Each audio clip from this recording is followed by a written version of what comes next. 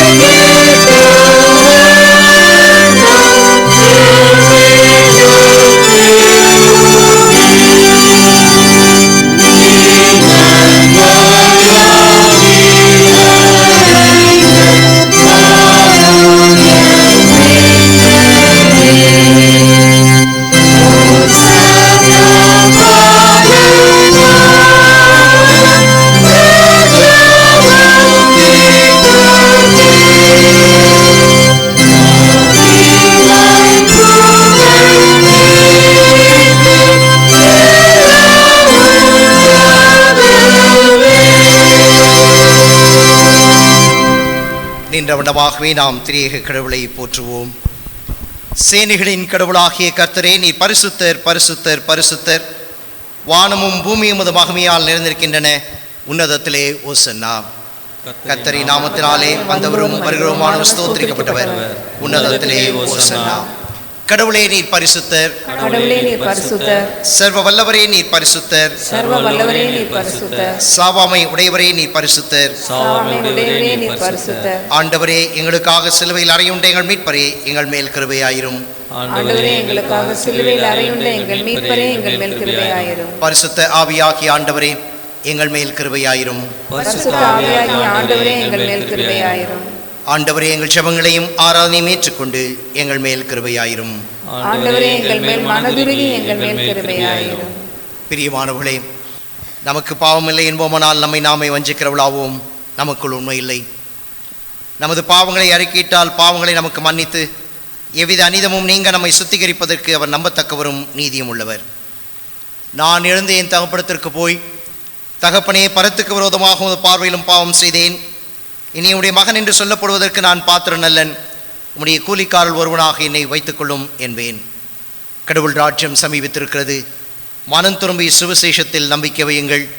நமது பலவீனங்களுக்காக பரிதபிக்க முடியாத பிரதான ஆசாரி நமக்கிராமல் எல்லா விதத்திலும் நம்மை போல் சோதிக்கப்பட்டும் பாவமில்லாத பிரதான ஆசாரியரே நமக்கு இருக்கிறார். நாம் மௌனமாக நம்மை நாமே சோதனை செய்வோம்.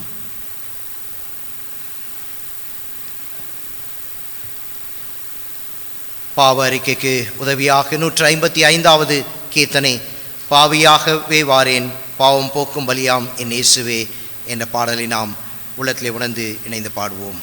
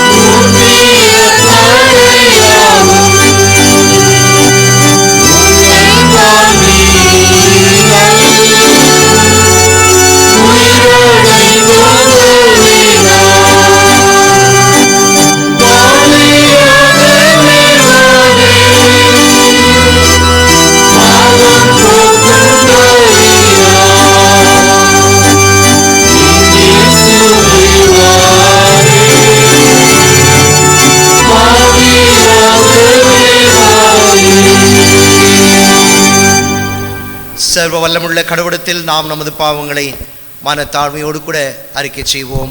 முதலாம் பொதுவான பாவ அறிக்கை ஜெபத்தை இணைந்து நாம் சொல்லுவோம். சர்வ வல்லமையும் மிகுந்த இரக்கமுள்ள பிதாவே, தப்பி போன ஆடுகளைப் போல நாங்கள் உடைய வழிகளை விட்டு வழி அலைந்து போனோம். எங்கள் இதயத்தின் யோசனைகளுக்கும் விருப்பங்களுக்கும் மிகவும் இணங்கி நடந்தோம். முது பரிசுத்த கற்பனைகளுக்கு விரோதமாய் குற்றம் செய்தோம். செய்யத்தக்கவைகளை செய்யாமல் செய்யத்தகாதவைகளை செய்து வந்தோம். எங்களுக்கு சுகமே இல்லை. ஆனாலும் ஆண்டவரே, ஆண்டவராகிய இயேசு கிறிஸ்துவின் மூலமாய் மனிதர்கள் செய்த வாக்குத்தத்தத்தின்படியே நிர்வாகியமுள்ள குற்றவாளிகளாகிய எங்களுக்கு இரங்கும். தப்பிதங்களை அறிக்கையிட எங்கள் மேல் பொறுமையாயிரும். பாவத்தின் நிமித்தம் துக்கப்படுகிறவர்களை சீர்படுத்தும். மிகவும் இரக்கமுள்ள பிதாவே, உம்முடைய பரிசுத்த நாமத்திற்கு மகிமை உண்டாகும்படி நாங்கள் இனி தேவ பக்தியும் நீதியும் தெளிந்த புத்தியுள்ளவர்களாய் நடந்து வர இயேசு கிறிஸ்து நிமித்தம் எங்களுக்கு கிருபை செய்தருளும். ஆமென். சர்வ வல்லமையும் மிகுந்த இரக்கமுள்ள ஆண்டவர் மன்னிப்பையும் பாவ நிவர்த்தியும் நமக்கு கட்டளையிட்டருளி வாழ்க்கையை சீர்படுத்துவதற்கான காலத்தையும் தமது பரிசுத்தாவின் கிருபையும் தேற்றுதலையும் தந்தருள்வாராக. ஆமென். ஆண்டவரை துதியுங்கள். ஆண்டவர் நாமம் துதிக்கப்படுவதாக. ஜெபிப்போம்.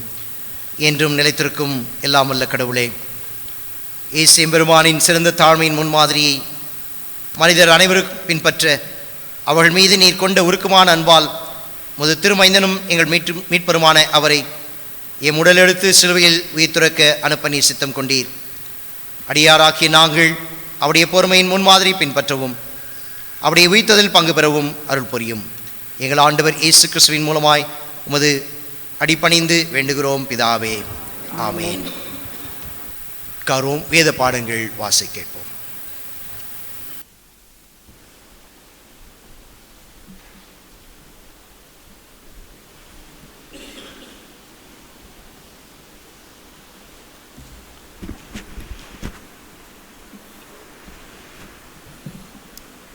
குருத்தோலை ஞாயிறாக இன்றைய நாளுக்கென்று தெரிந்து கொள்ளப்பட்ட முதலாவது வேத பாடம் அது சகரியா எழுதின புஸ்தகம் 9ஆம் அதிகாரம் வசனங்கள் 1 முதல் 12 முடிய. சகரியா எழுதின புஸ்தகம் 9ஆம் அதிகாரம் வசனங்கள் 1 முதல். ஆதிராக் தேசத்துக்கு விரோதமானதும் தமஸ்குவின் மேல் வந்து தங்குவதுமான கர்த்தருடைய வார்த்தையாகிய பாரம் மனுஷரின் கண்களும் இஸ்ரவேலுடைய சகல கோத்திரங்களின் கண்களும் கர்த்தரை நோக்கிக் கொண்டிருக்கும். ஆமாத்தும் மிகவும் ஞானமுள்ள தீரும் சீதோனும் அதன் எல்லைக்குள்ளாயிருக்கும். தீரு தனக்கு அரணை கட்டி தூளை போல் வெள்ளியையும் வீதிகளின் சேற்றை போல் பசுமொன்னையும் சேர்த்து வைத்து, இதோ ஆண்டவர் அதை தள்ளிவிட்டு சமுத்திரத்தில் அதன் பலத்தை முறித்து போடுவார். அது அக்கினிக்கு இரையாகும். அஸ்கலோன் அதை கண்டு பயப்படும். காத்சாவும் அதை கண்டு மிகவும் துக்கிக்கும். எக்ரோனும் தன் நம்பிக்கை அற்று போனபடியினால் மிகவும் பிரலாபிக்கும். காத்சாவில் ராஜா அழிந்து போவான். அஸ்கலோன் குடியற்றிருக்கும். அஸ்தோத்தில் வேசி பிள்ளைகள் வாசம் பண்ணுவார்கள். நான் பெலிஸ்தரின் கர்வத்தை அழிப்பேன். அவனுடைய இரத்தத்தை அவன் வாயிலிருந்தும் அவனுடைய அருவருப்புகளை அவன் பல்லுகளின் நடுவிலிருந்தும் நீக்கி போடுவேன். அவனோ நம்முடைய தேவனுக்கென்று மீதியாக வைக்கப்பட்டு யூதாவில் பிரபுவை போல் இருப்பான். எக்ரோன் எபூசியனை போல் இருப்பான். சேனையானது புறப்படும் போதும் திரும்பி வரும்போதும் என் ஆலயம் காக்கப்படும்படி அதை சுற்றிலும் பாளையம் போடுவேன். இனி ஒடுக்குகிறவன் அவர்களிடத்தில் கடந்து வருவதில்லை. அதை என் கண்களினாலே பார்த்து கொண்டிருக்கிறேன். சியோன் குமாரத்தியே மிகவும் களி கூறு. எருசலேம் குமாரத்தியே கெம்பீரி. இதோ உன் ராஜா அவனிடத்தில் வருகிறார். அவர் நீதியுள்ளவரும் ரட்சிக்கிறவரும் தாழ்மையுள்ளவரும் கழுதையின் மேலும் கழுதை குட்டியாகிய மரியின் மேலும் ஏறி வருகிறவருமாயிருக்கிறார். எப்ராயிம் என்று ரதங்களையும் எருசலேம் என்று குதிரைகளையும் அற்றுப்போக பண்ணுவேன். யுத்த வில்லும் இல்லாமற் போகும். அவர் ஜாதிகளுக்கு சமாதானம் கூறுவார். அவருடைய ஆளுகை ஒரு சமுத்திரம் தொடங்கி மறு சமுத்திரம் வரைக்கும், நதி தொடங்கி பூமியின் எல்லைகள் பரியந்தமும் இருக்கும். உனக்கு நான் செய்வது என்னவென்றால், தண்ணீர் இல்லாத குழியிலே அடைபட்டிருக்கிற உன்னுடையவர்களை நான் என் உடன்படிக்கையின் இரத்தத்தினாலே விடுதலை பண்ணுவேன். நம்பிக்கையுடைய சிறைகளே, அரணுக்கு திரும்புங்கள். இரட்டிப்பான நன்மையை தருவேன், இன்றைக்கே தருவேன். வாசிக்கும்படியாக தெரிந்து கொள்ளப்பட்ட முதலாம் வேத பாடம் வாசித்து முடிந்தாயிற்று. தேவனே உமக்கு மகிமை உண்டாவதாக.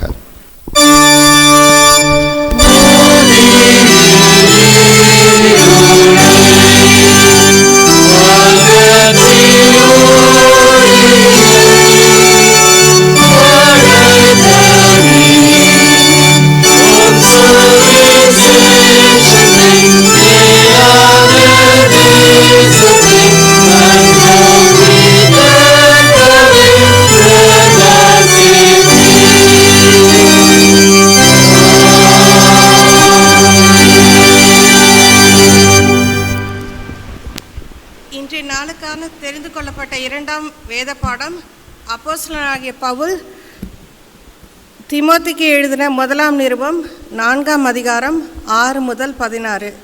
அப்போஸ்தலனாகிய பவுல் தீமோத்தேயுக்கு எழுதின முதலாம் நிருபம் 4ஆம் அதிகாரம் 6 முதல் 16. இவைகளை நீ சகோதரருக்கு போதித்து வந்தால் விசுவாசத்துக்குரிய வார்த்தையினாலும் அனுசரித்த நற்போதகத்திலும் தீரனாகி இயேசு கிறிஸ்துக்கு நல் ஊழியக்காரனாய் இருப்பாய். சீர்கெடும் கிழவிகள் பேச்சுமார் இருக்கிற கட்டுக்கதைகளுக்கு விலகி தேவ பக்திக்கு எதிராக முயற்சி பண்ணு. சரீர முயற்சி அற்ப பிரயோஜனம் உள்ளது. தேவ பக்தியானது இந்த ஜீவனுக்கும் இதற்கு பின்வரும் ஜீவனுக்கும் வாக்குத்தத்தமாக இருக்கையில் எல்லாவற்றிலும் பிரயோஜனம் உள்ளது. இந்த வார்த்தை உண்மையும் எல்லா அங்கீகரிப்பும் பாத்திரமாக இருக்கிறது. இதன் நிமித்தம் பிரயாசப்படுகிறோம், நிந்தனை அடைகிறோம். ஏனெனில் எல்லா மனுஷருக்கும் விசேஷமாக விசுவாசிகளுக்கும் இரட்சகராக ஜீவனுள்ள தேவன் மேல் நம்பிக்கை வைத்திருக்கிறோம். இவைகளை நீ கட்டளையிட்டு போதித்து கொண்டிரு. உன் இளமையை குறித்து ஒருவனும் உன்னை அசட்டை பண்ணாதபடிக்கு நீ வார்த்தையினாலும் நடக்கையினாலும் அன்பிலும் ஆவியிலும் விசுவாசத்திலும் கற்பிலும் விசுவாசிகளுக்கு மாதிரியாக இரு. நான் வரும் அளவும் வாசிக்கிறதிலும் புத்தி சொல்கிறதிலும் உபதேசத்திலும் ஜாகிரதையாக இரு. மூப்பராகிய சங்கத்தார் உன்மேல் கைகளை வைத்து தீர்க்க தரிசனத்தினால் உனக்கு அளிக்கப்படும் வரத்தை பற்றி அசதியாக இராதே. நீ தேர்கிறது யாவருக்கும் விளங்கும்படி இவைகளை சிந்தித்து கொண்டு இவைகளிலே நிலைத்திரு. உன்னை குறித்தும் உபதேசத்தை குறித்தும் எச்சரிக்கையாக இரு. இவைகளில் நிலைத்து கொண்டிரு. இப்படி சொல்வாயானால் உன்னையும் உன் உபதேசத்தை கேட்பவர்களுக்கும் ரட்சித்துக் கொள்வாய். இரண்டாம் வேத பாடம் வாசித்து முடிந்தாயிற்று. கிறிஸ்துவுக்கே மகிமை உண்டாதாக.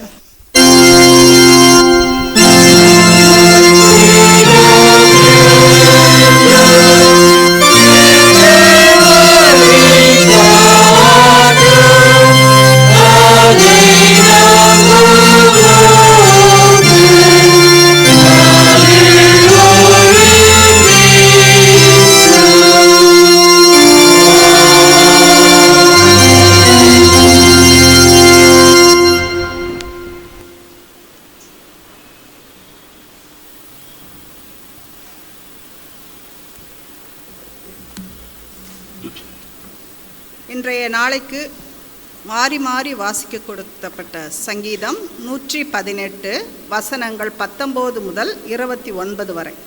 Psalms 118 verses from 19 to 29. நீதியின் வாசல்களை திறவுங்கள், நான் அவைகளுக்குள் பிரவேசித்து கர்த்தரை துதிப்பேன். கர்த்தரின் வாசல் இதுவே, நீதிமான்கள் இதற்குள் பிரவேசிப்பார்கள். நீர் எனக்கு செவி கொடுத்து எனக்கு ரட்சிப்பாய் இருந்தபடியால் நான் உம்மை துதிப்பேன். வீடு கட்டுகிறவர்கள் ஆகாதென்று தள்ளின கல்லை உலகி தரைக்கலாயிற்று. அது கர்த்தரால் ஆயிற்று, அது நம்முடைய கண்களுக்கு ஆச்சரியமாய் இருக்கிறது. இது கர்த்தர் உண்டு பண்ணின நாள், இதிலே களிகூர்ந்து மகிழ கடவோம். கர்த்தாவே ரட்சியும், கர்த்தாவே காரியத்தை வாய்க்க பண்ணும். கர்த்தருடைய நாமத்தினாலே வருகிறவர் ஸ்தோத்திரிக்கப்பட்டவர். கர்த்தருடைய ஆலயத்திலிருந்து உங்களை ஆசீர்வதிக்கிறோம். கர்த்தர் நம்மை பிரகாசிப்பிக்கிற தேவனாயிருக்கிறார். பண்டிகை பலியை கொண்டு போய் பலிபீடத்தின் கொம்புகளில் கயிறுகளால் கட்டுங்கள். நீர் என் தேவன், நான் உம்மை துதிப்பேன். நீர் என் தேவன், நான் உம்மை உயர்த்துவேன். சேர்ந்து வாசிப்போம். கர்த்தரை துதியுங்கள், அவர் நல்லவர், அவர் கிருபை என்றும் உள்ளது. ஆமென்.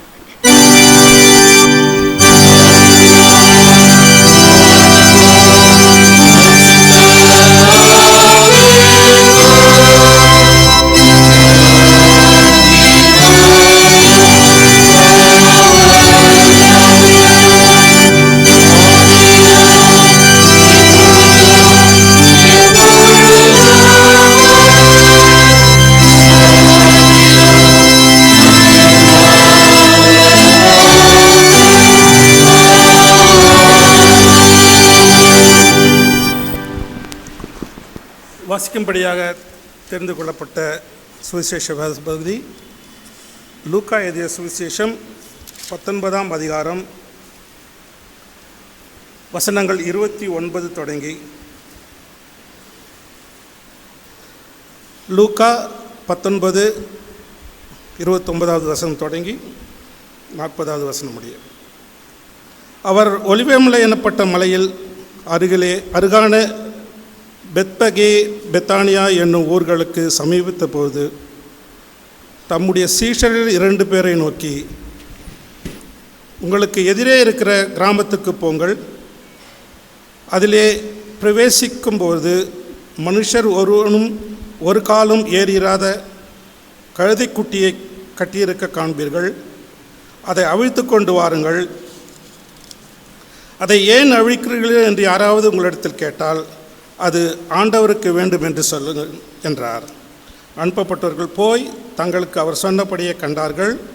கழுதைக்குட்டியை அவர்கள் அவிழ்க்கும்பொழுது அதற்கு உடையவர்கள் கழுதைக்குட்டியை ஏன் அவிழ்க்கிறீர்கள் என்று கேட்டார்கள். அதற்கு அவர்கள் அது ஆண்டவருக்கு வேண்டும் என்று சொல்லி அதை இயேசுவினிடத்தில் கொண்டு வந்து தங்கள் வஸ்திரங்களை அதன் மேல் போட்டு இயேசுவை அதன் மேல் ஏற்றினார்கள். அவர் போகையில் அவர்கள் தங்கள் வஸ்திரங்களை வழியிலே விரித்தார்கள். அவர் ஒலிவமலையின் அடிவாரத்திற்கு சமீபமாய் வருகையில் திரளான கூட்டமாகிய சீஷர்கள் எல்லோரும் தாங்கள் கண்ட சகல அற்புதங்களையும் குறித்து சந்தோஷப்பட்டு, கர்த்தருடைய நாமத்தினாலே வருகிற ராஜா ஸ்தோத்தரிக்கப்பட்டவர், பரலோகத்திலே சமாதானமும் உன்னதத்திலே மகிமையும் உண்டாவதாக என்று மிகுந்த சத்தத்தோடு தேவனை புகழ்ந்தார்கள். அப்பொழுது கூட்டத்தில் இருந்த பரிசேயர் சிலர் அவரை நோக்கி, போதகரே, உம்முடைய சீஷரை அதட்டும் என்றார்கள். அவர்களுக்கு அவர் பிரதியுத்தரமாக, இவர்கள் பேசாமல் இருந்தால் கல்லுகளே கூப்பிடும் என்று உங்களுக்கு சொல்கிறேன் என்றார் என்பது வாசிக்க வழியாக தெரிந்து கொள்ளப்பட்ட சுவிசேஷ பகுதி. வாசித்து முடியாது. கிறிஸ்துவே உமக்கே ஸ்தோத்திரம் உண்டாவதாக.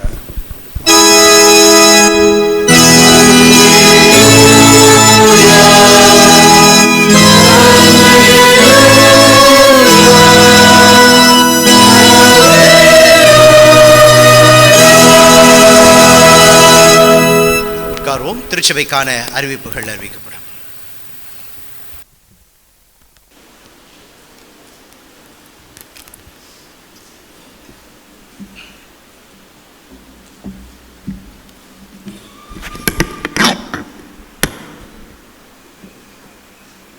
நமது ஆண்டவராகிய இயேசு கிறிஸ்துவின் இனிய நாமத்தில் திருச்சபையாரை வாழ்த்துகிறேன். இன்று குருத்தோலை ஞாயிறு.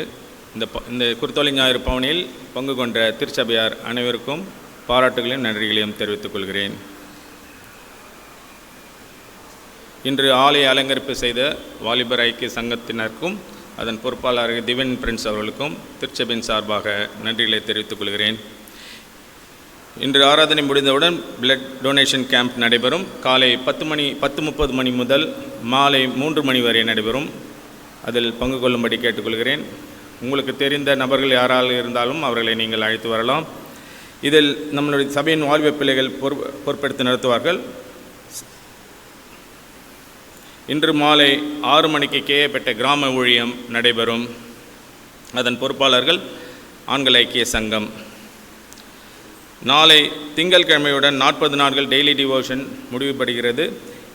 இந்த 40 நாளும் சபையார் கலந்து கொண்டீர்கள். அதற்காக அவர்களுக்கு நன்றியை தெரிவித்துக் கொள்கிறேன். அது மட்டுமல்லாமல் இந்த 40 நாளில் செய்தி அளித்தவர்கள், இசைக்குழு, பாடல் குழு அவர்களுக்கும் திருச்சபையின் சார்பாக நன்றிகளை தெரிவித்துக் கொள்கிறேன்.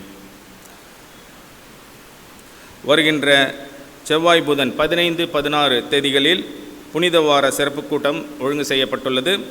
அது தினமும் மாலை 6:30 மணிக்கு தொடங்கப்படும். இதில் சகோதரன் ஸ்வரூப் கிருஷ்ணன், இயேசுவின் சீடர்கள் ஊழியம், சென்னை அவர்கள் சிறப்பு செய்தி கொடுக்க இருக்கிறார்கள்.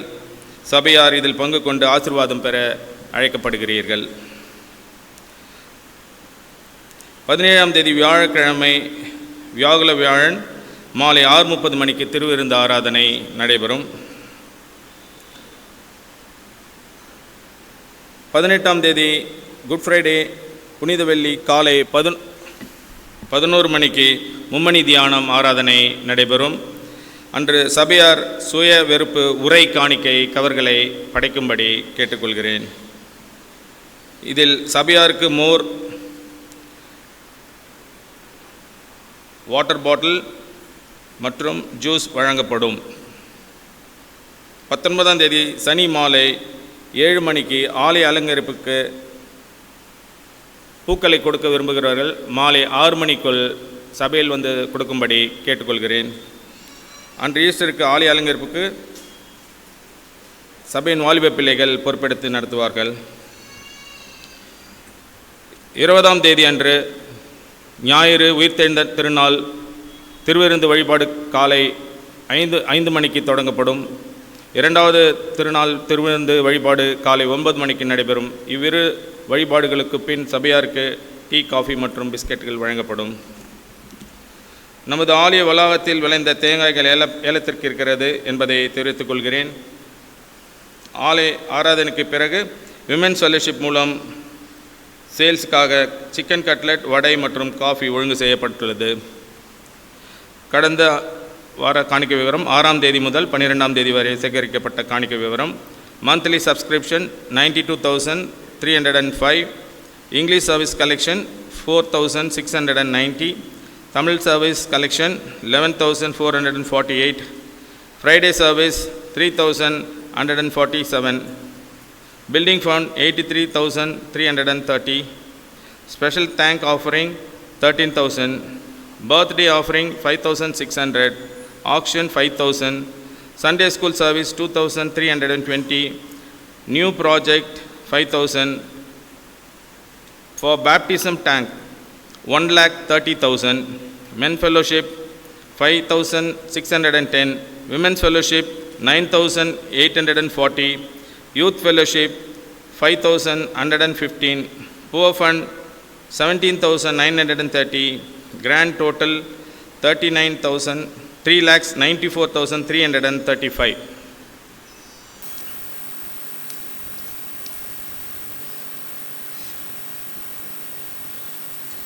அன்புக்குரியவர்களே, உங்கள் அனைவருக்கும் இந்த குருத்து ஞாயிறினுடைய நல்வாழ்த்துக்களை தெரிவித்துக் கொள்வதிலே நான் மகிழ்ச்சி அடைகின்றேன். இந்த வாரத்திலே தங்களுடைய பிறந்த நாட்களை காணுகிறவர்களை நாம் திருச்சபையின் சார்பிலே வாழ்த்தி மகிழ்கிறோம். இன்று 13ஆம் தேதி ஜெயபிரிதா, ஃப்ரெட்டி ஜோயல். 14ஆம் தேதி பன்னீர்செல்வம், ஹியூபர்ட் துரை சாலமன். 15ஆம் தேதி டென்சி ஜான் சாலமன். 16ஆம் தேதி மர்சி ஃபெலிஷியா, சாந்தி ராஜகுமாரி, சலோமி. 17ஆம் தேதி ஆர்லின் ரிச்சா ஃப்ரெட்ரிக், விஜயந்த் ராஜ்லின் ஜிஜு, ஜோனத்தான் பொன் ஷேரன், ஹெலன் நளினி. 18ஆம் தேதி சூசன் மீனா ராய், சத்யா ஜோன்ஸ், நவீன் குமார், சங்கீதா, ஜாய்ஸ்லின் கீர்த்தனா. 19ஆம் தேதி ஜான்சன் செல்வராஜ், கேரன் ஆல்வின், ஜெனிதா ஜெசி.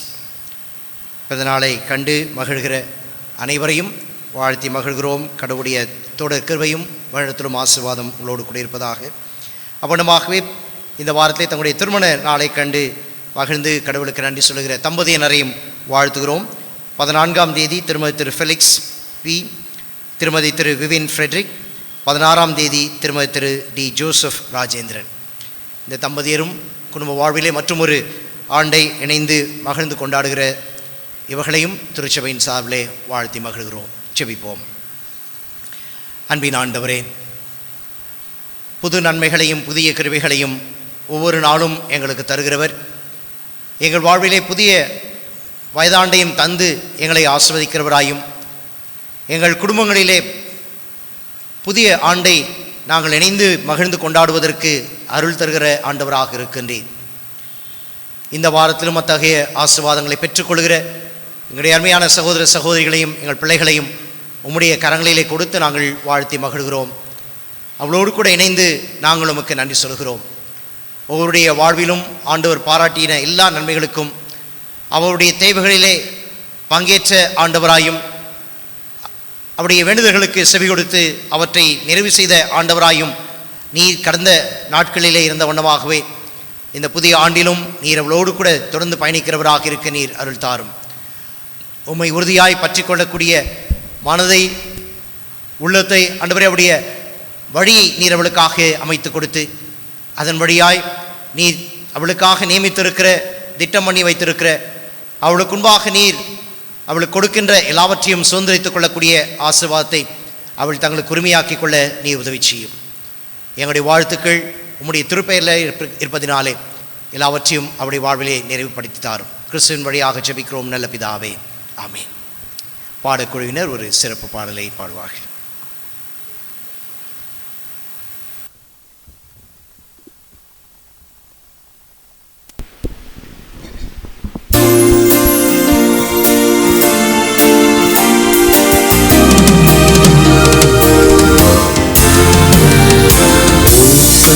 பாடியே கூடி மகிழ்ந்தே தாவீதின் மைந்தனாம் இயேசுவுடன் பன்னிரு சீடரும் முன்னே செல்ல அவனிடம் செல்கிறார் பாங்குடனே.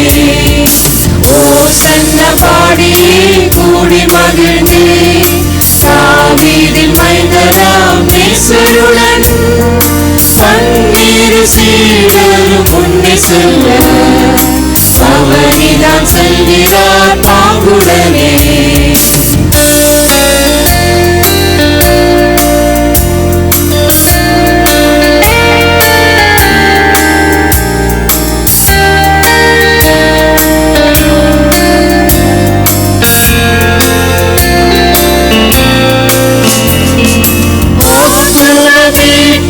பெற்றிடவே நித்திய ஜீவனை நாம் அடைய, ஆற்றுண மீட்டை பெற்றிடவே நித்திய ஜீவனை நாம் அடைய.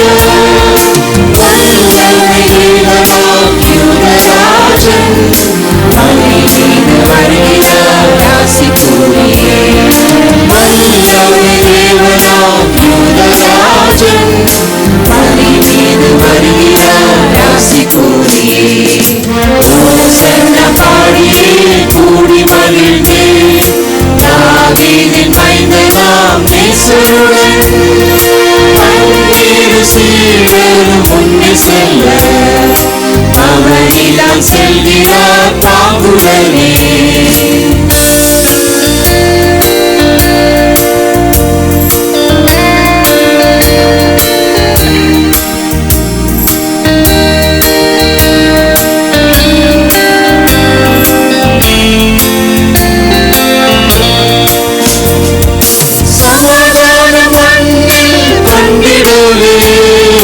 சத்திய சர்க்குரு இயேசுவுடன் சமாதான மண்ணில் கண்டிடவே. சத்திய சர்க்குரு இயேசுவுடன் சாவே மக்களும் பாடும் நாதம். ஓசன்னா உன்னதத்தில் ஓசன்னா. சாவே மக்களும் பாடும் நாதம். ஓசன்னா உன்னதத்தில் ஓசன்னா. ஓசன்னா பாடியே கூடி மகிழ்ந்தே தாவீதின் மைந்தனாம் இயேசுவுடன் பன்னிரு சீடரும் முன்னே செல்ல அவனிடம் செல்கிறார் பாங்குடனே.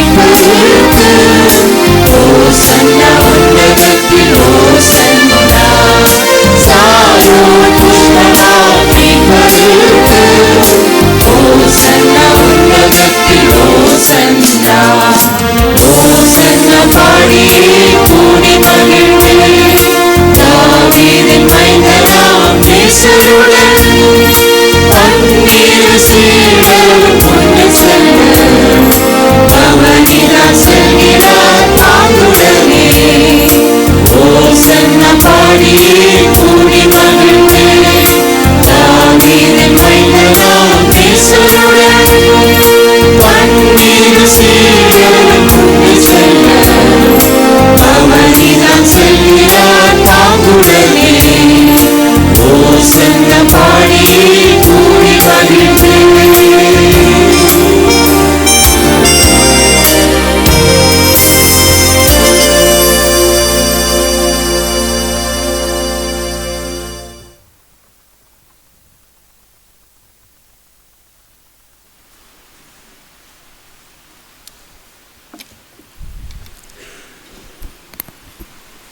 ஜெபிப்போம். எங்கள் கண்மலை மீட்பெருமாகிய கர்த்தாவே, என் வாயின் வார்த்தைகளும் எங்கள் யாவுடைய இருதயத்தின் தியானமும் உடைய சமூகத்தில் பிரதியாய் இருப்பதாக. ஆமேன். கிறிஸ்துவுக்குள் அன்மையானவர்களே, உங்கள் அனைவரையும் மீண்டுமாக நம்முடைய ஆண்டவராகிய இயேசு கிறிஸ்துவுடைய இனிய நாமத்திலே நான் அன்போடு கூட இந்த காலை வேளையிலே வாழ்த்துகின்றேன். மிக நேர்த்தியான ஒரு பவனியிலே நாம் பங்கு பெற்றோம். 2000 ஆண்டுகளுக்கு முன்பாக நடைபெற்ற ஒரு பவனிக்கும் இந்த நாளிலே நடைபெற்ற பவனிக்கும் நிச்சயமாக பல்வேறு வித்தியாசங்கள் உண்டு. நாம் வேதத்திலே வாசிக்கிற விதமாக 4 சுவிசேஷங்களும் இந்த பவனியை குறித்து எழுதியிருக்கின்றார்கள்.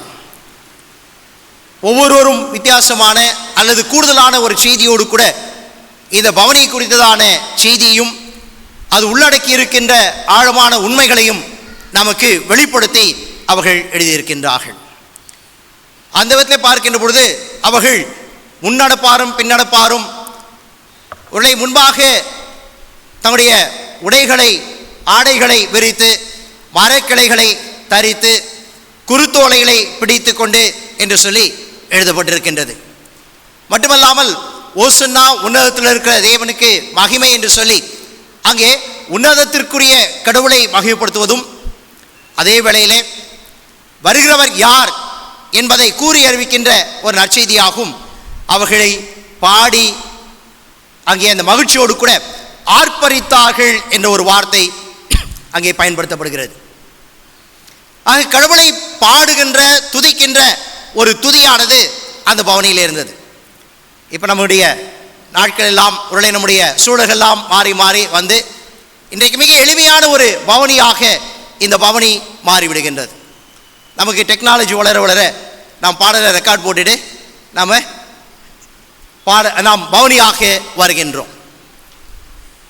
உடனே நாம் நடந்து வந்த பாதையிலே நடந்து வந்தவர்களெல்லாம் நாம் என்ன செய்து கொண்டு வந்தோம் என்பதையும் ஒரு நிமிடம் நாம் திரும்பி பார்க்க அழைக்கப்படுகிறோம். உடனே நடக்க இயலாதவர்கள் ஆலயத்திற்குள்ளாக வந்து அமர்ந்திருந்தவர்கள் இந்த பவனியினுடைய நேரத்தில் நாம் என்ன செய்து கொண்டிருந்தோம் என்பதையும் சற்று நாம் திரும்பி பார்ப்பதற்கான ஒரு அழைப்பின் நேரமாகவும் இந்த நேரம் இருக்கின்றது. இயேசு கிறிஸ்துவுடைய பவனி எருசலேம் நகரத்திற்குள்ளாய் கடந்து சென்ற அந்த பவனி இன்றைக்கு நினைவு கூறப்படுகிறது என்று சொன்னால் அது எந்த விதத்திலே நினைவு கூறப்படுகிறது என்பதும், அதே வேளையிலே அதை நாம் அடையாளமாக வெளிப்படுத்துகின்ற பொழுது நாம் எவ்விதத்திலே அதை அடையாளப்படுத்த வேண்டும் என்கின்ற ஒரு சிந்தனையும் அர்ப்பணிப்பும் இந்த நாளிலே நமக்கு அவசியமாயிருக்கிறது. இந்த 4 வேத பகுதிகள் உள்ள இன்றைக்கு வாசிக்கேட்ட 4 வேத பகுதிகளிலே இன்றைக்கு நமக்கு கொடுக்கப்பட்டிருக்கிற தலைப்பு ஓசன்னா, ஆண்டவரே எங்களை ரட்சியும். இந்த ஓசன்னா என்ற வார்த்தையும் சரி, ஆண்டவரே எங்களை ரட்சியும் என்கின்ற அந்த வேண்டுகோளும் இன்றைக்கு வாசிக்கேட்ட சகரியா 9ஆம் அதிகாரத்திலேயோ அல்லது 1 தீமோத்தேயு 4ஆம் அதிகாரத்திலே வாசிக்கேட்ட வேத பகுதியிலேயோ அல்லது சங்கீதம் 118 19 முதல் 26 வரை வாசிக்கப்பட்ட வேத பகுதியோ அல்லது சுவிசேஷ பாடமாக லூக்கா அதை வாசிக்கேட்டோமே அந்த 19ஆம் அதிகாரத்திலேயோ எங்கேயுமே ஓசன்னா என்ற வார்த்தை பயன்படுத்தப்படவே இல்லை.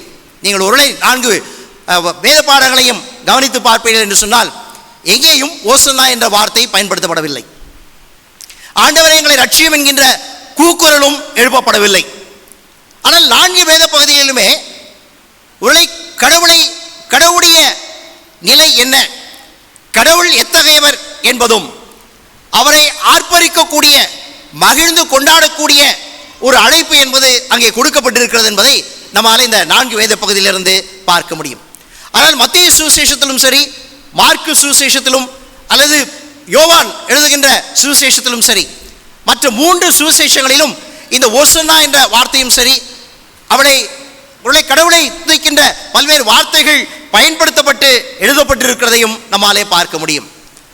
அப்படினால் லூக்கா ஏன் இதை வித்தியாசமாக இந்த வார்த்தையை பயன்படுத்தாமல் எழுதியிருக்கின்ற ஒரு நிலையும், அது ஏன் இன்றைக்கு நாம் வேத பகுதியாக வாசித்திருக்கிறோம் என்பதும் நமக்கு முன்பாக இருக்கின்ற கேள்வி.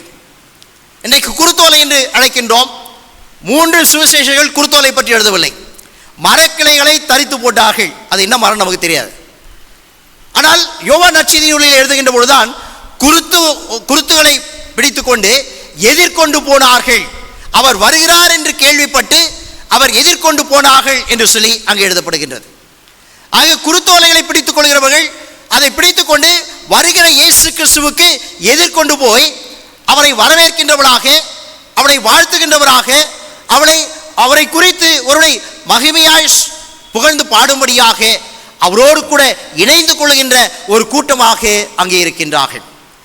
நாம் வெளிப்படுத்துகிற விசேஷத்தில் வாசிக்கின்ற போதும் அங்கே பரலோகத்துடைய சூழல் எழுதப்படுகின்ற பொழுது அங்கே குருத்தோலைகளை பிடித்துக் கொண்டு அங்கே ஓயாமல் துதித்துக் கொண்டிருக்கிறார்கள் என்பது நமக்கு தெரியும்.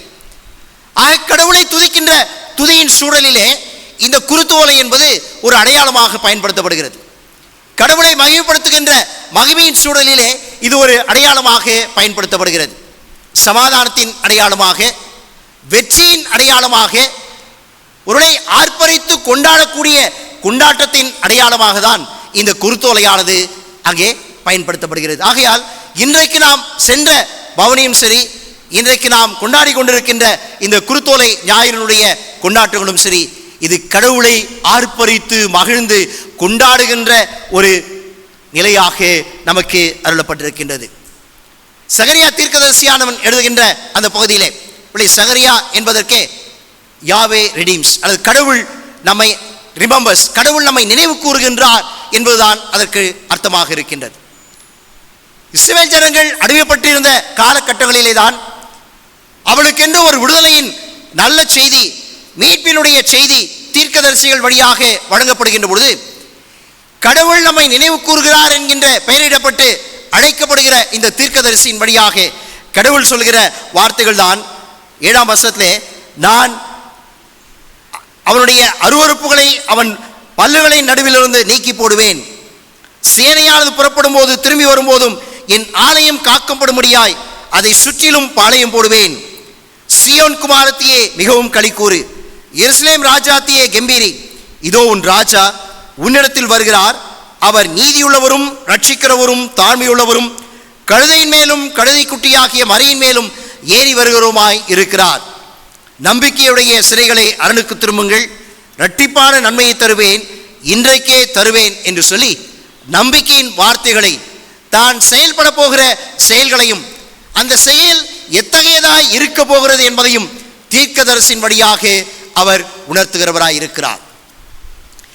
இந்த வார்த்தைகள் இஸ்ரவேல் ஜனங்களுக்கு கொடுக்கப்பட்ட பொழுது அவளுடைய எதிர்பார்ப்பெல்லாம் ஒரு ராஜா எங்களுக்காக வருவார், எங்களை விடுதலையாக்குவார், மீண்டுமாக எங்களுக்கு ராஜ்யத்தை கொடுப்பார், நாங்கள் மீண்டுமாய் எங்களுடைய தாவீது சாலமோன் போன்றவருடைய அந்த ராஜ்யத்தை போல நாங்கள் மீண்டுமாய் ராஜ்யத்தை கட்டியெழுப்போம் என்று சொல்லி அசீரியர்களுக்கும் பாபிலோனியர்களுக்கும் அவனை அடிமைப்படுத்தின மற்ற எல்லா மக்களுக்கும் விரோதமாய் நாங்கள் எழும்புவோம் என்கின்ற மிகப்பெரிய ஒரு உன்னதமான எதிர்பார்ப்போடு கூட அவர்கள் இந்த நம்பிக்கையின் வார்த்தையை கேட்கின்றார்கள். ஆனால் அதே வேளையிலே அத்தகைய ராஜா எப்படி வரப்போகிறார் என்று சொல்லும்போது, கழுதையின் மேலும் தாழ்மையுள்ளவராய் ரட்சிக்கிறவராய் நீதியுள்ளவராய் கழுதையின் மேலும் கழுதை குட்டியாகிய மறையின் மேலும் ஏறி வருகிறவருமாய் இருக்கிறார் என்று சொல்லும் பொழுது, அத்தகைய ராஜ்யம் அவளுக்குரியதா என்கின்ற கேள்வி அல்லது சந்தேகம் அங்கே உருவாகிவிட்டது.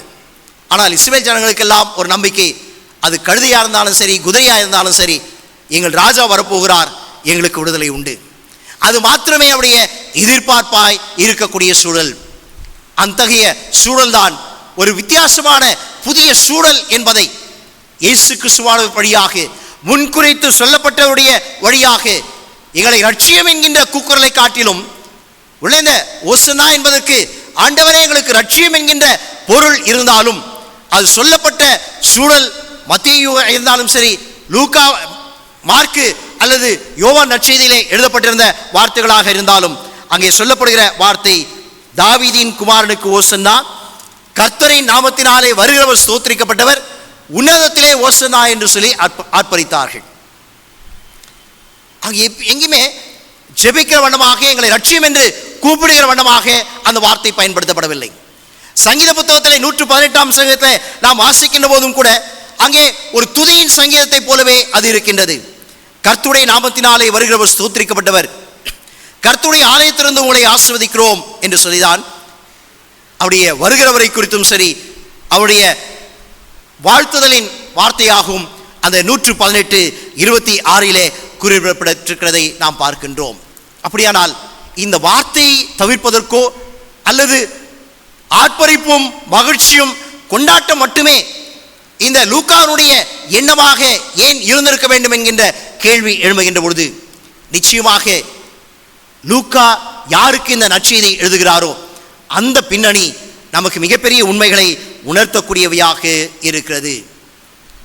மத்தேயு யூதர்களுக்கு எழுதுகின்ற இந்த சுவிசேஷத்தை அவர்கள் புரிந்து கொள்கிற வண்ணமாக யூதருக்கு ராஜாவை மையப்படுத்தி, ராஜா வருகிற ராஜா என்று சொல்லி அவரை குறித்து ஆர்ப்பரிக்கிற அந்த சூழலிலே மாறாக தாவீதின் குமாரன் என்று சொல்லி தங்களுடைய முற்பதாக்குடைய சந்ததியும் அவர் வழியாகவே மற்றொரு ராஜா உருவாகுவார், ராஜ்யம் அவருக்குரியது, அவருடைய ராஜ்யத்தின் வழியாகவே மீட்பு என்கின்ற செய்தியை யூத மக்களுக்கு உணர்த்தும்படியாய் செயல்படுகிற இவர் புறஜாதி மக்களுக்காயும் இயேசுவானவர் வந்திருக்கிறார், அல்லது அவர் வழியாக அனைவருக்கும் மீட்பு உண்டு என்கின்ற அந்த யுனிவர்சல் என்று சொல்லுவோமே, அகில உலகத்திற்கும் உலகம் அனைத்திற்கும் உரிய மீட்பின் செய்தி, மீட்பராக இயேசு கிறிஸ்து வந்திருக்கிறார் என்ற செய்தி அவர்களுக்கு அவள் புரிந்து கொள்கிற வண்ணமாய் சென்றடையும்படியாய் லூக்கா தன்னுடைய சுவிசேஷத்திலே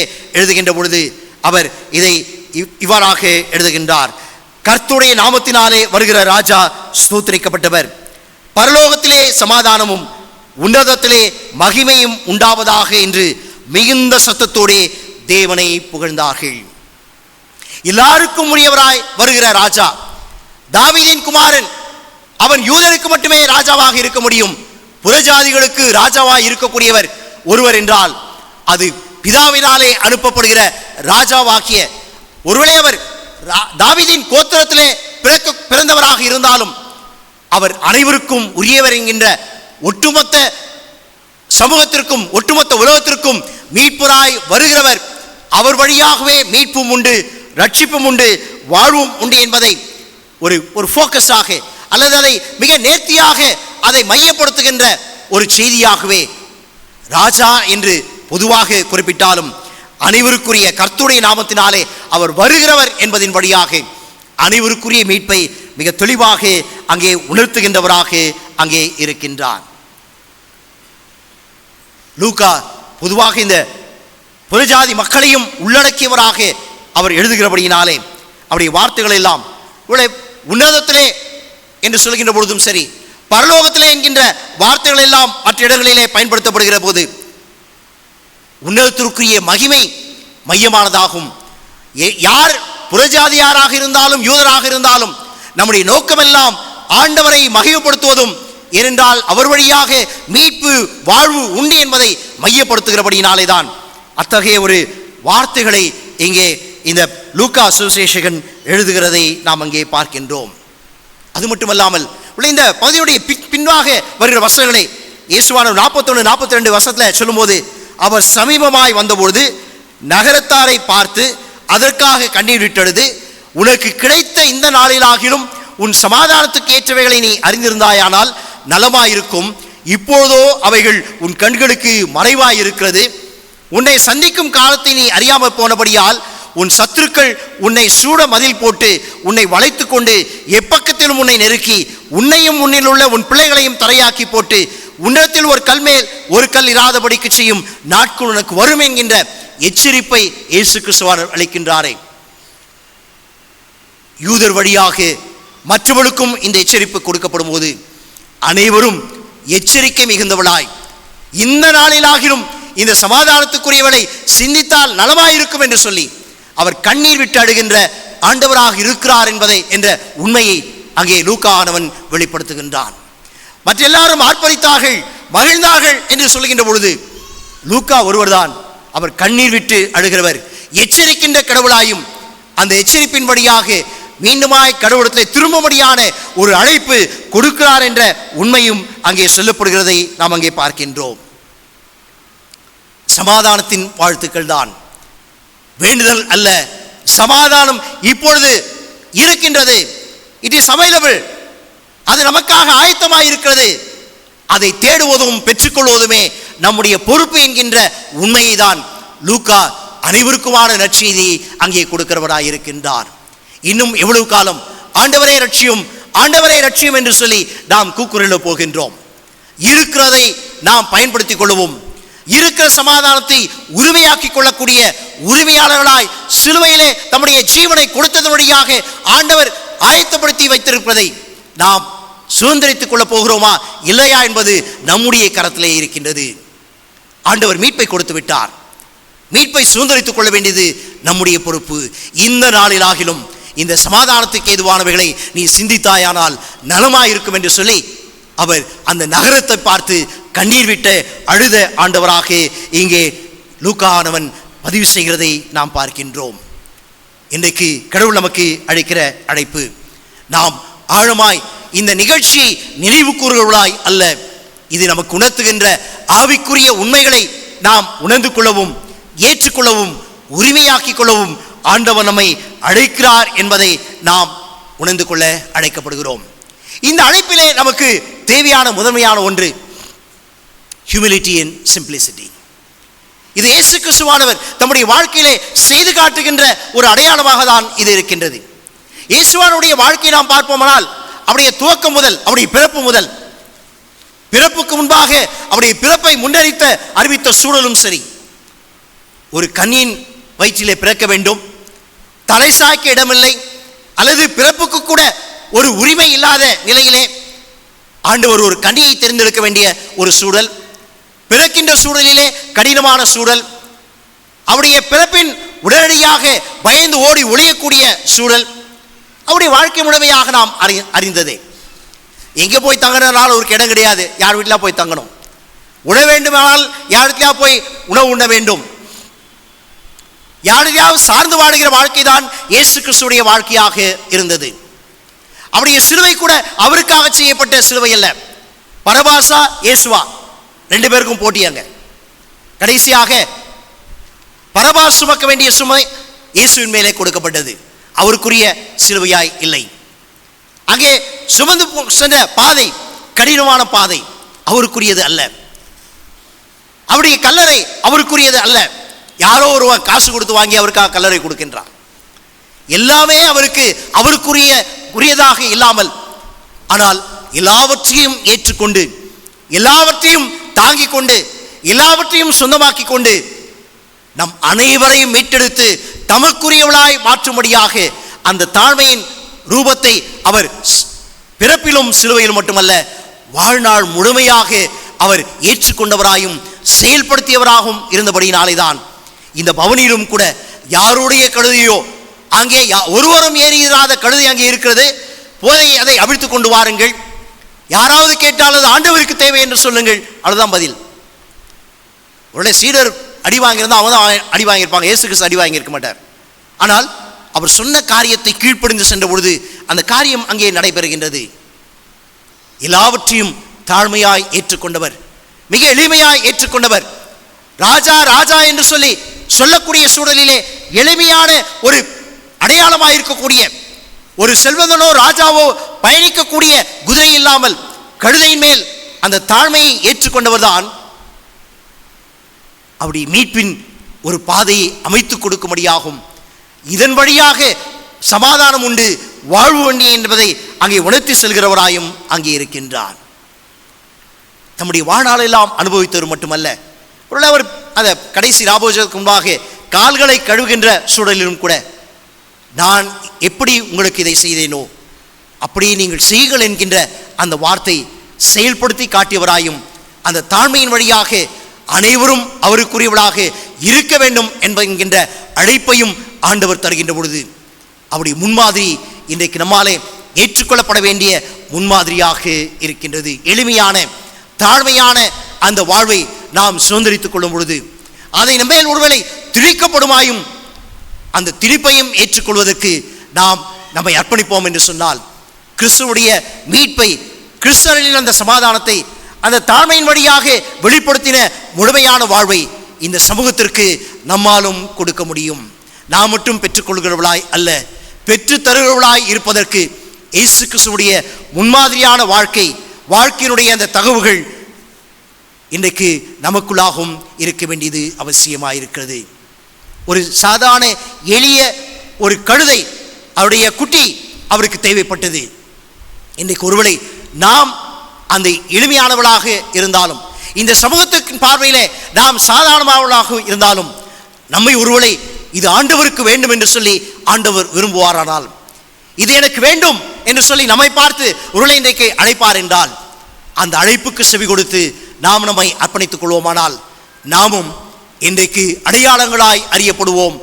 அடையாளங்களாய் மற்றவருடைய மீட்புக்கும் மற்றவருடைய வாழ்வுக்கும் நாம் பயன்படுகிறவர்களாக இருக்க முடியும். எளிமை என்பது இந்த சமூகத்தின் பார்வையில் அல்ல, ஒருவேளை அது சமூகத்தின் பார்வையிலே அப்படி இருந்தாலும் கடவுளுடைய பார்வையிலே ஒரு கருவியாக பயன்பட வேண்டும் என்று சொல்லி அவர் சித்தமுடையவராக இருந்தார்.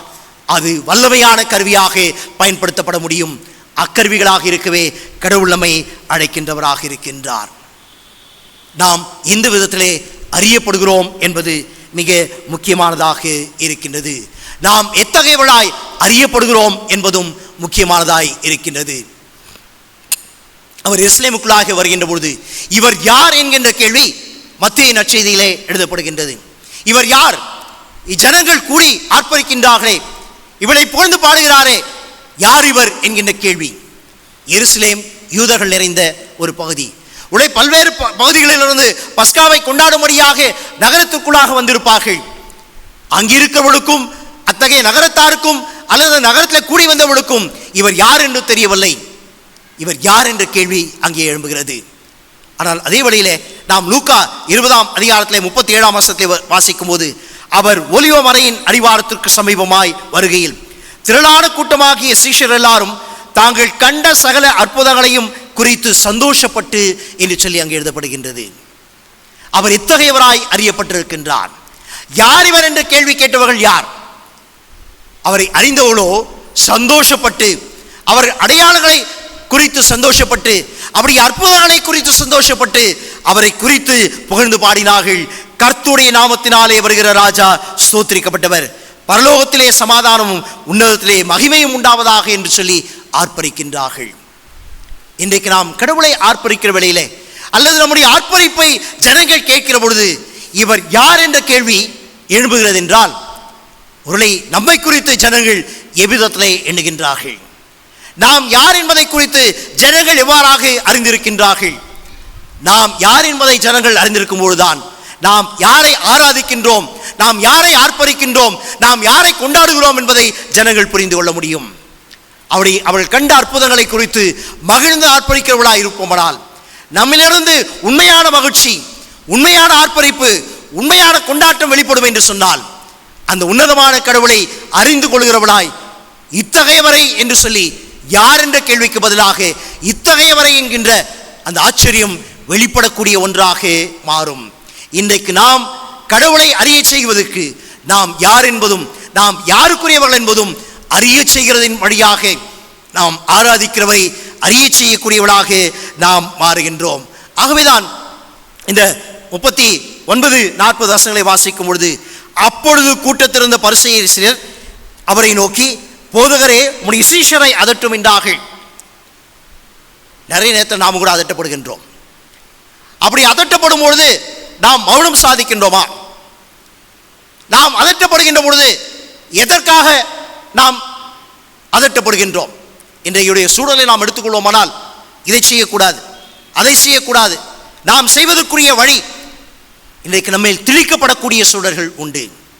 சட்டத்தின் வழியாக திணிக்கப்படுகிற சூழல்கள் உண்டு.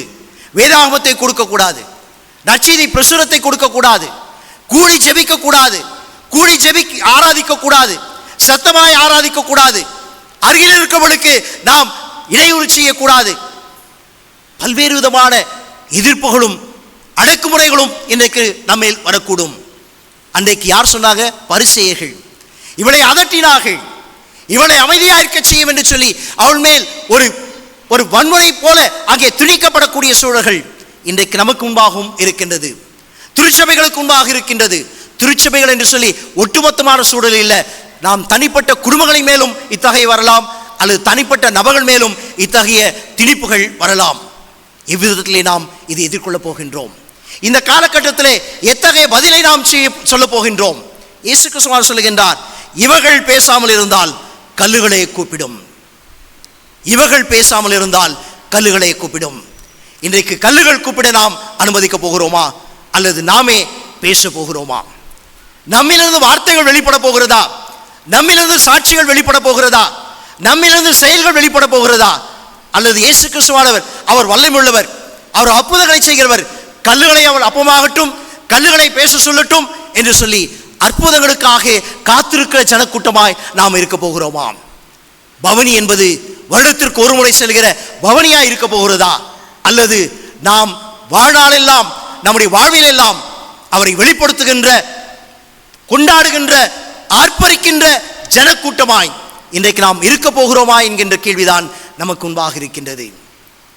நாம் கல்லுகளாய் மாறிவிடப் போகிறோமா, அல்லது உயிருள்ளவளாய் பேசுகிறவளாய் நாம் இருக்க போகிறோமா? நம்மேல் திணிக்கப்படுகிறவற்றை எப்படி நாம் மேற்கொள்வது என்பதை நாம் சிந்திப்பது அவசியம். அதற்கு பலம் தருகிற கடவுளை சார்ந்திருக்க வேண்டியது அவசியம்.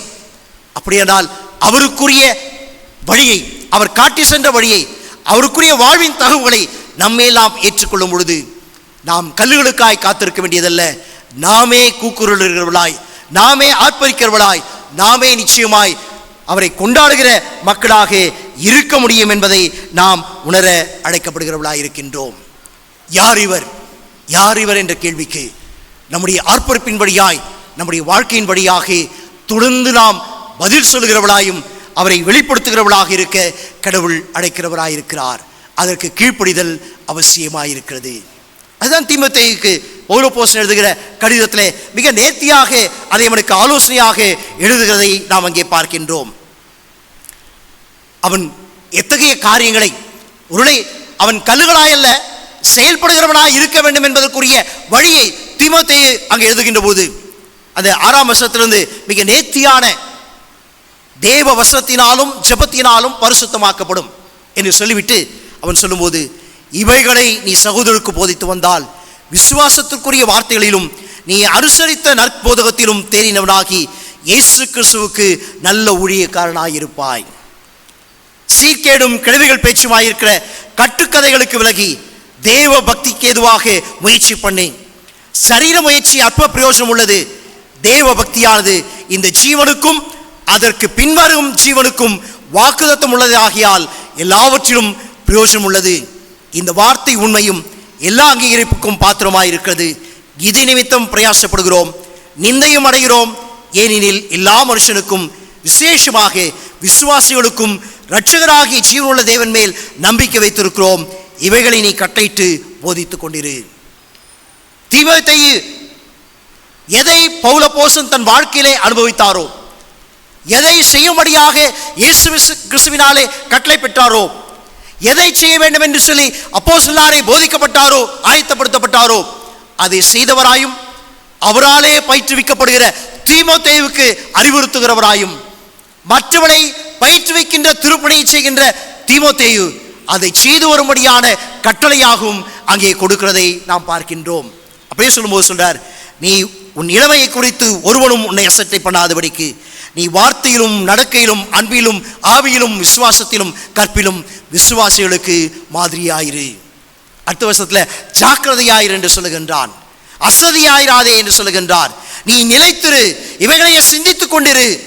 உன்னை குறித்தும் உபதேசத்தை குறித்தும் எச்சரிக்கையாயிரு, இவைகளை நிலை கொண்டிரு. இப்படி செய்வாயானால் உன்னையும் உன் உபதேசத்தை கேட்கவளையும் ரட்சித்துக் கொள்வாய். ஆண்டவரே ரட்சியும் என்று சொல்லி யாருக்காக நாம் விண்ணப்பம் செய்ய போகிறோம்?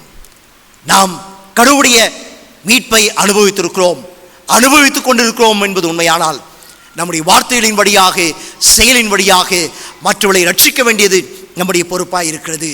நீயும் உன்னையும் உன் உபதேசத்தை கேட்கிறவளையும் ரட்சித்துக் கொள்வாய் என்று சொல்லி செயல்படுகிற பாத்திரங்களாய் இருக்கவே கடவுள் நம்மை அழைக்கின்றவராய் இருக்கின்றார். அன்புக்குரியவர்களே, இந்த வருடத்தினுடைய பவனி நமக்கு முடிந்து விட்டது. அந்த பவனி இனி அடுத்த வருஷத்துக்கு தான் நம்ம திருப்பி போக போகிறோம். அடுத்த வருஷத்திற்காக நம்ம ஆயத்தப்படுவது பின்னால் இருக்கட்டும். அடுத்த பவனியை நாம் சந்திப்போமா சந்திக்க மாட்டோமா நமக்கு தெரியாது.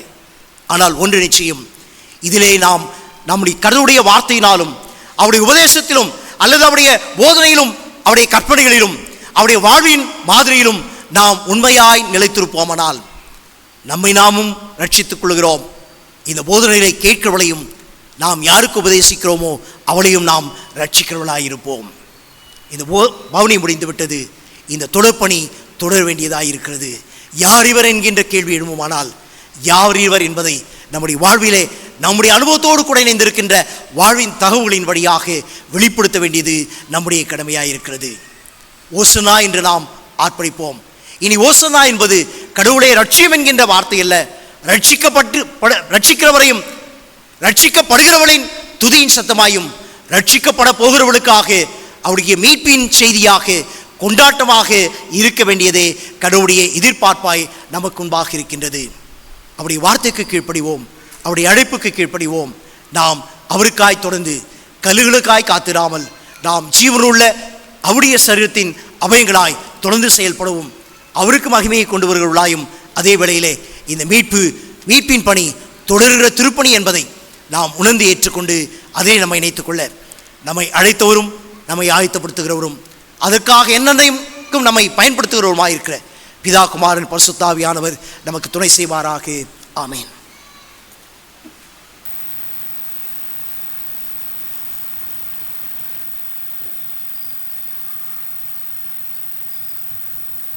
ஆண்டவருடைய வார்த்தைகளை கேட்டு நாம் எழுந்து நின்று நம்முடைய விசுவாசத்தை நாம் புதுப்பித்துக் கொள்வோம். அப்போஸ்தலருடைய விசுவாச பிரமாணத்தின் வார்த்தைகளை இணைந்து நாம் அறிக்கை செய்வோம்.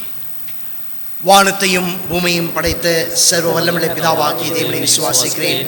அவருடைய ஒரே குமாரனாகிய நம்முடைய நாதர் இயேசு கிறிஸ்துவையும் விசுவாசிக்கிறேன். அவர் பரிசுத்த ஆவியினாலே கன்னிமரியால் தூக்கித்து பிறந்தார். பொந்திய பிலாத்துவின் காலத்தில் பாடுபட்டு சிலுவையில் அறையுண்டு மரித்து அடக்கம் பண்ணப்பட்டு பாதாளத்தில் இறங்கினார். மூன்றாம் நாள் மரித்தோரில் எழுந்தருளினார். பரமண்டத்துக்கு ஏறி பிதாவாகிய தேவனை வலதுபார்த்து பெற்றிருக்கிறார்.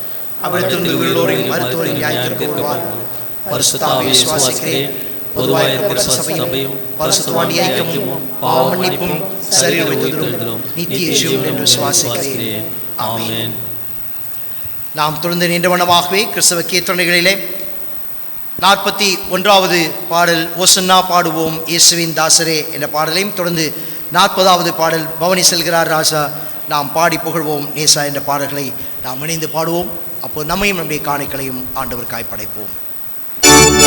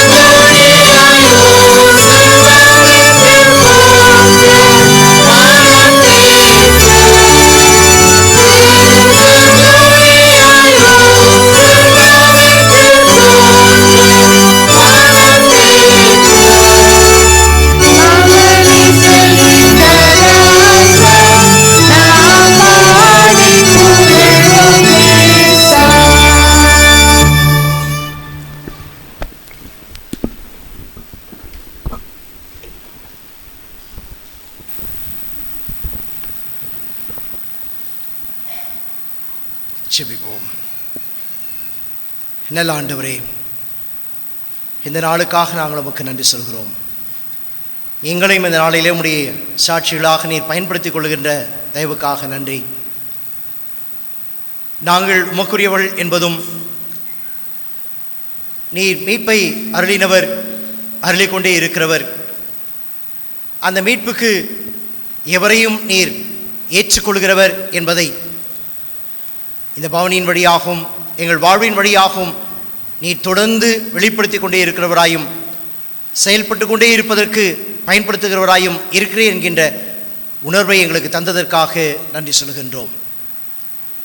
எங்கள் வாழ்விலே தொடர்ந்து நாங்கள் உம்மை வெளிப்படுத்த எங்களை நாங்கள் தாழ்த்துகின்றோம், வெறுமையாக்கி உம்முடைய கரங்களிலே கொடுக்கிறோம். நீர் ஏற்று எங்களை பயன்படுத்திக் கொள்ள நாங்கள் ஒப்புக்கொடுக்கின்றோம். உம்முடைய நற்செய்தி அறிவிப்பதற்கும் உம்முடைய மீட்பின் நல்ல செய்தியும் அறிவிப்பதற்கு யாரோ உண்டு என்று காத்திருக்கிறவளாய் அல்லாமல், நாங்கள் இன்றைக்கு பேசாவிட்டால் நீர் எவரையும் எதையும் பயன்படுத்த வல்லமுள்ளவர் என்கின்ற உணர்வை நாங்கள் பெற்றுக்கொண்டவளாய், இவர் யார் என்பதை வெளிப்படுத்துகிற உம்முடைய பிள்ளைகளாக நாங்கள் தொடர்ந்து எங்கள் வாழ்விலே எங்களை நிலைநிறுத்திக் கொள்ள நீ உதவி செய்வதுமாய் நாங்கள் செபிக்கிறோம். இத்தகைய அர்ப்பணிப்பை எங்கெல்லாம் உம்முடைய பிள்ளைகளாக ஏற்று செயல்படுத்துகிறார்களோ, இத்தகைய பவனிகளின் வழியாகவும் ஆராதனைகளின் வழியாகவும் ஆண்டவரே உம்முடைய மீட்பின் செய்தி கூறி அறிவிக்கின்ற எல்லா இடங்களிலும் தேவரே நீர் பரிசுத்த பிரசன்னராய் இருக்கும்படியாக நாங்கள் செபிக்கின்றோம். உலகம் அனைத்திலும் இந்த நாளை நாங்கள் அனுசரித்து வருகிற இந்த நாளிலே ஆண்டவரே எவ்விடத்திலும் உம்முடைய பிள்ளைகளுக்கு விரோதமாய் எழும்புகளாய் இராதபடிக்கு அத்தகைய எழும்புதல் இருக்கக்கூடிய நிலையிலும் நீர் உடனிருக்கிற என்பதையும் ஆண்டவரே நீரே உண்மையான மீட்பர் இரட்சகர் என்பதை வெளிப்படுகிற நிகழ்வுகளாக அவை அமைய நீர் அருள் தர வேண்டுமாய் நாங்கள் செபிக்கின்றோம். ஒவ்வொரு ஆலயங்களிலும் உம்மை ஆராதிக்கும்படியாய் கூடி வருகிற இடங்களிலேயும் உம்முடைய ஊழியர்களாய் மக்களுக்கு போதிக்கிற இடங்களிலேயும் ஆண்டவரே நீர் தொடர்ந்து உம்முடைய பிள்ளைகளை பயன்படுத்துகிறவராயும் நாங்கள் பயன்படுகிறவர்களாயும் இருக்க நீர் உதவி செய்யும். நாங்கள் பயன்பட வேண்டும் என்று சொல்லி நீர் விரும்புகிற வழியிலே இதோ இருக்கிறோம் என்று சொல்லி நாங்கள் கீழ்ப்படிவதற்கும் அர்ப்பணிப்பதற்கும் எங்கள் உள்ளங்களை நீர் பக்குவப்படுத்த உம்முடைய கரங்களிலே தாழ்த்துகிறோம். நாங்கள் படைத்திருக்கிற காணிக்கைகளையும் ஆண்டவர் நீர் ஏற்றுக்கொள்ளும், அங்கீகரியும். நீர் அதை ஆசீர்வதித்து தாரும். எங்கள் அனைவருக்கும் ஆண்டவரே நீ தந்தளிருக்கிற அந்த மீட்பை எங்கள் திருச்சபையின் திருப்பணிகளின் வழியாக நாங்கள் தொடர்ந்து மற்றவர்களை சென்றடைய இந்த காணிக்கைகளும் நாங்களும் பயன்பட எங்களுக்கு நீ உதவி செய்யும். அவ்வளமாகவே ஆண்டவரே திருச்சபையின் பல்வேறு ஐக்கிய சங்கங்களின் வழியாக துணை குழுக்களின் வழியாக செயல்படுகிற எல்லா ஊழியங்களையும் உடைய கரங்களில் கொடுக்கிறோம். சிறுவர் திருப்பணி முதல் கிராம திருப்பணிகள் மற்றும் ஆண்டவரே நீர் எங்களுடைய கரங்களிலே கையளித்திருக்கின்ற உடைய தாளந்துகளின் வழியாக வெளிப்படுகின்ற எல்லா ஊழியங்களிலும் நீர் எங்களோடு கூட இருக்க நாங்கள் செபிக்கிறோம். இந்த நாளிலும் நீர் எங்களுக்கு உம்முடைய இரத்தத்தின் வழியாய் வாழ்வளித்திருக்கிறீர். நீர் எங்களுக்குள்ளாக வைத்திருக்கிற இரத்தம் உயிரின் அடையாளமாக இருக்கிறது என்கின்ற உணர்வை தருகின்றவராயும் அதை மற்றவருடைய வாழ்விலே நாங்கள் பங்கடைய செய்கிறோம் என்கின்ற அந்த அடையாளமாய் இன்று நடைபெறுகின்ற இரத்த தான முகாமிலேயும் உடைய பரிசுத்த பிரசன்னம் இருக்கவும் எங்களுக்கு உதவி செய்கிற கிறிஸ்தவ மருத்துவமனைக்காகவும் அவருடைய பிளட் பேங்க் பொறுப்பில் இருக்கிற உடைய பிள்ளைகளுக்காகவும் இதனுடைய ஒருங்கிணைக்கின்ற வாலிப ஐக்கிய சங்கத்திற்காகவும் குறிப்பாக தங்களுடைய இரத்தத்தை இன்றைக்கு அளிக்க இருக்கின்ற ஒவ்வொரு உடைய பிள்ளைகளையும் உடைய கரங்களில் கொடுத்து நாங்கள் செபிக்கின்றோம். ஆண்டவரே இந்த அர்ப்பணிப்பு மிக்க இந்த பணியிலே தங்களை இணைத்துக் கொள்கிறவர்கள் ஆண்டவரே உம்முடைய அன்பை ருசிக்கிறவளாயும் அன்பை கொடுக்கிறவளாயும் தொடர்ந்து இருக்க நீர் உதவி செய்யும். எங்கள் பேராயத்திற்காக, பேராயத்துடைய அனைத்து திருப்பணிகளுக்காக, தென்னிந்திய திருச்சபைக்காக, எங்கள் தேசத்திற்கு எல்லா திருச்சபைகளுக்காக, திருச்சபைகள் இருக்கக்கூடிய எல்லா விதமான சூழல்களையும் அறிந்திருக்கிற கர்த்தர், நாங்கள் மீண்டுமாய் இந்த உயிர்ப்பின் காலங்களிலே ஆகிலும் இந்த நாளில் ஆகிலும் சமாதானத்துக்குரியவளை சிந்திப்பாயானால் நலமாயிருக்கும் என்ற அந்த வார்த்தை எங்கள் திருச்சபை ஒவ்வொன்றும் மீண்டும் உயிர் பெற்று எழுவதற்கும் உமக்கு சாட்சிகளாயிருப்பதற்கும் அத்தகைய சமாதானத்துக்குரிய காரியங்களை சிந்திக்கின்ற திருச்சபைகளாக உம்முடைய சரீரங்களாக இருப்பதற்கு நீர் எங்களை ஆயத்தப்படுத்தவும் நீர் எங்களை பக்குவப்படுத்தும்படியாக உம்முடைய கரங்களை நாங்கள் அர்ப்பணிக்கின்றோம். இந்த நாளிலும் நாங்கள் யாருக்கெல்லாம் ஜெபிக்க ஆண்டவரே நாங்கள் கடனாளிகளாக இருக்கிறோமோ, யாரெல்லாம் எங்களை ஜெபிக்கும்படியாக கேட்டுக்கொண்டிருக்கிறார்களோ, ஜெப விண்ணப்பங்கள் ஆண்டவரே அளிக்கப்பட்டிருக்கிறதோ, மட்டுமல்லாமல் ஜெபிக்க எங்களுக்கு யார் உண்டு என்று சொல்லி ஏங்கிக் கொண்டிருக்கிற மக்களுக்குரிய அந்த ஏக்க பெருமூச்சுகளையும் தேவரே இந்த நாளிலே கேட்டு நீர் பதிலளிக்கிறவராய் நீர் ஆண்டவரே செயல்படுகிற ஆண்டவராய் இருக்க நாங்கள் ஒப்புக்கொடுக்கின்றோம். எங்கள் தேசத்தினுடைய அரசியல் சூழல் மற்ற எல்லா காரியங்களையும் கர்த்தர் நீர் அறிந்திருக்கிறீர். சமூகத்திற்குரிய நன்மைகளை பெற்றுக்கொள்வதற்கு இத்தகைய பொதுவான இயக்கங்களும் முழுமையாய் உண்மையாய் செயல்படுகிற இயக்கங்களாய் இருக்க நீர் அவளையும் ஆண்டவரை ஆட்கொள்ள வேண்டுமாய் நாங்கள் ஜெபிக்கின்றோம். இன்னுமாய் ஆண்டவரே சமாதானமற்ற சூழல் இருக்கக்கூடிய இடங்களிலே சமாதானத்தை அருளுகிறவராயும் உண்மையான ஆண்டவரே நிறைவான ஒரு வாழ்க்கையை பெற்றுத்தருகின்ற இடங்களாய் அவைகள் மாற்றப்படுவதற்கு நீர் இடைபடுகிற கடவுளாக இருக்க நாங்கள் ஜெபிக்கின்றோம். விசேஷமாய் எங்கள் திருச்சபையின் குடும்பங்கள் ஒவ்வொருவரையும் உடைய பரிசுத்த கரத்துக்குள்ளாய் நாங்கள் கொடுக்கிறோம். இந்த பரிசுத்த வாரத்துக்குரிய ஆண்டவரே சிறப்பு நிகழ்வுகளுக்குள்ளாய் ஆராதனைகளுக்குள்ளாய் நாங்கள் கடந்து வருகிற வழியிலே ஒவ்வொரு நிகழ்வும் ஆண்டவரே புதிய உண்மைகளை எங்கள் ஆவிக்குரிய வாழ்க்கையினுடைய தாக்கத்தை எங்களில் ஏற்படுத்துகின்ற காரியங்களாய் அமைய மற்றொரு ஆண்டிற்குரிய புனித வாரமாக தவக்காலமாக இந்த தவக்காலம் அமைந்து விடாதபடிக்கு ஆண்டவரே அன்றைக்கு நீர் 40 நாட்கள் வாசம் இருந்து உடைய திருப்பணிக்காய் கடந்து வருகிற சூழலிலே மிகப்பெரிய ஒரு மாற்றத்தை அன்றைக்கு உம்மொழியாய் மக்கள் கண்டது போல எங்கள் வாழ்வின் வழியாக நாங்களும் மற்றவர்களும் அத்தகைய ஒரு புதுப்பிக்கப்பட்ட வாழ்வை எங்களுக்கு சொந்தமாக்கிக் கொள்ள இந்த காலங்களுக்குரிய இந்த தவ காலங்களுக்குரிய கடைசி நாட்களும் இந்த புனித வாரமும் அமைய நீர் எங்களுக்கு உதவி செய்ய வேண்டுமாய் ஜெபிக்கின்றோம். உடைய தூய கரங்களில் எங்கள் அனைவரையும் ஒப்புக்கொடுக்கிறோம். அனைத்தையும் நீர் ஆட்கொள்ளும், பயன்படுத்திக் கொள்ளும், பலப்படுத்தும். கிறிஸ்துவின் வழியாக வேண்டுகிறோம் நல்ல பிதாவே, ஆமீன். பரமண்டலங்களில் இருக்கிற எங்கள் பிதாவே, உடைய நாமம் பரிசுத்தப்படுவதாக, உடைய ராட்சியம் வருவதாக, உடைய சித்தம் பரலோகத்திலே செய்யப்பட்டது போல பூமியிலும் செய்யப்படுவதாக. அன்றென்று வேண்டிய ஆகாரத்தை எங்களுக்கு தாரும். எங்களுக்கு விரோதமாய் குற்றம் செய்திருக்கிறது போல எங்கள் குற்றங்களை எங்களுக்கு மன்னியும். எங்களை சோதனைக்குள் பிரவேசிக்க நாமத்தையும் தரிசித்துக் கொள்ளும். ராட்சியமும் வல்லமையும் மகிமையும் என்றென்றைக்கும் உடையவர்களே, ஆமென். நம்முடைய ஆண்டவராகிய இயேசு கிறிஸ்துவின் கிருபையும் பிதாவாகிய தேவனுடைய அன்பும் தூய ஆவியானுடைய துணையும் அவருடைய தொடர் உறவும் நம்மோடு கூட இந்த நாளிலும் இந்த புனித வாரத்தினுடைய நம்முடைய வாழ்வின் சூழலிலும் அவருடைய வருகை மட்டுமான நம்முடைய வாழ்விலையும் எப்பொழுதும் நிலைத்திருந்து காப்பதாக.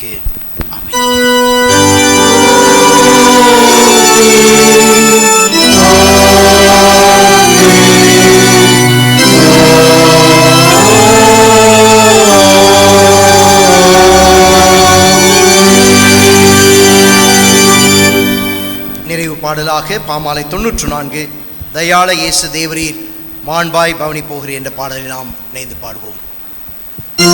Lord,